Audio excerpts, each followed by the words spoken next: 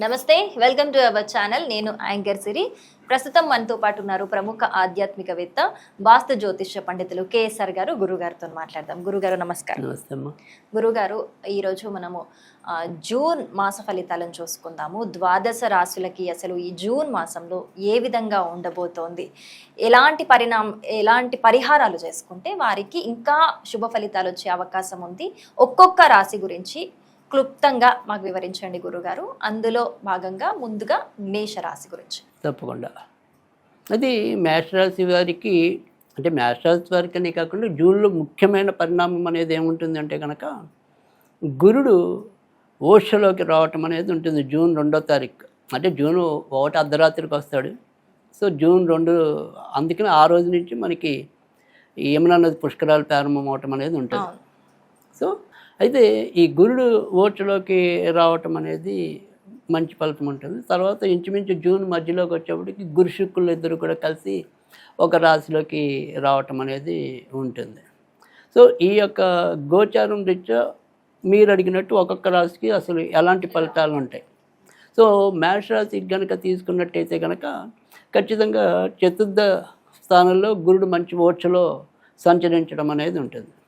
So ఎవరికైతే మేషరాశిలో జన్మించారో గృహపరంగా ఉండే ఇబ్బందులు తగ్గటం, అంటే గృహంలో శాంతి పెరగటం, గతంలో ఉన్న ఏవైనా సరే కొంత కీచులాట్లు అలాంటివి ఏమైనా ఉంటే అవి తగ్గుముఖం పట్టడం. అంతేకాకుండా ఎవరైతే గృహ నిర్మాణం కానీ గృహం కొనుగోలు కానీ, అంటే గృహ సంబంధిత విషయాలు ఏవైతే ఉంటాయో, ఒకటి మానసిక శాంతి అనుకోండి, ఇంకోటి గృహ సంపార్జన అంటే గృహం సంపాదించుకోవటం, సో లేదా గృహాన్ని అభివృద్ధి చేయటం, అంటే ఆ గృహం చుట్టూ తిరిగే విషయాలు ఏవైతే ఉంటాయో అక్కడ మనకి అదృష్టం పెరగటం అనేది ఉంటుంది. ముఖ్యంగా గురుడు తన సొంత నక్షత్రంలో కూడా ఉంటాడు, పునర్వసు 4వ పాదం అని. సో అందుకని ఎలా చూసుకున్నా కూడా జూన్ అంతా కూడా మేషరాశి వాళ్ళకి ఎక్కువ శాతం మంచి ఫలితాలు ఉంటాయి. అటు తృతీయంలో కూడా మళ్ళీ బుధుడు శుక్రుడు కలయిక ఉంటుంది. తర్వాత శుక్రుడు మళ్ళీ చతుర్థానికి వెళ్తాడు, కానీ మళ్ళీ కొన్నాళ్ళ పాటు మనకి తృతీయంలో గోచారంలో కూడా మంచి ఫలితాలు ఉంటాయి. అంటే జూన్ నెల వీళ్ళు జాగ్రత్త పడాల్సింది ఏంటి అంటే కనుక వాళ్ళ యొక్క మానసిక స్థితిని కొంత కంట్రోల్ చేసుకోవటం. అంటే ఆల్రెడీ ఏళ్ళ శని ఉంది, తర్వాత కుజుడు 2వ సత్యత్రంలో ఉంటాడు. దీనివల్ల ఏమవుతుందంటే కనుక ఈ ఉద్యోగాల్లో కానీ వారు పనిచేసే చోట కానీ ఏదైనా చిన్న తేడా వస్తే వాళ్ళ మనసు అంతా కూడా ఒక రకమైన అల్లకల్లోలం, అంటే వీళ్ళ మీద విరుచుకు పడిపోవాలి, ఏదైనా సరే శాంతిని కోల్పోవటం. కానీ దాన్ని కొద్దిగా కంట్రోల్ చేసుకుంటే ఈ నెల తర్వాత అద్భుతమైన ఫలితాలు ఉంటాయి. కానీ వాళ్ళు అలా ఉంటుందా? కొద్దిగా మధ్య మధ్యలో ఉంటుంది. ఎందుకంటే కాబట్టి మేష రాశి వాళ్ళకి ఏంటంటే కొద్దిగా షార్ట్ టెంపర్ అనేది ఎక్కువే, కొద్దిగా ఉన్నట్టుగా వెళ్ళే ఆ రకమైన గుణాల వల్ల కొద్దిగా ఒకసారి నియంత్రించుకోలేదు. సో ఇప్పుడు మానేయాలంటే ఇంకా మానేయాలి, ఆ ఉద్యోగం కానీ ఇంకోటి కానీ వద్దు. ఈ నెలలో చాలా మంచి ఫలితాలు ఉంటాయి చివరికి వచ్చేప్పటికి.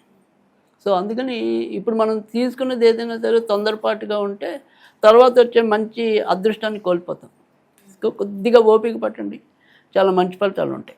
తర్వాత రెండోది ఆరోగ్యం మటుకు మధ్య మధ్యలో కొద్దిగా, అంటే గత కొన్ని నెలలుగా మనం చెప్తూనే ఉన్నాం, ఈ నెల కూడా అందుకు మినహాయింపు ఏం కాదు. సో జూన్ నెలలో కూడా కొద్దిగా అనారోగ్య సమస్యలు, ముఖ్యంగా ఈ శిరస్సుకు సంబంధించినవి కానీ మైగ్రేన్స్, హెడేక్స్ అలాంటివన్నీ వస్తాయి. సో తర్వాత రెండోది వచ్చేప్పటికి జాయింట్ పెయిన్స్ ఇలాంటివి ఎక్కువ రావడానికి అవకాశం ఉంటుంది.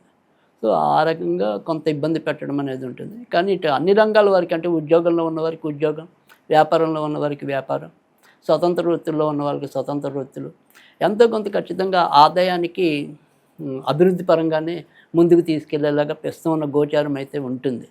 సో అందుకని మరీ బెంబేలు పడాల్సిన అవసరం లేదు.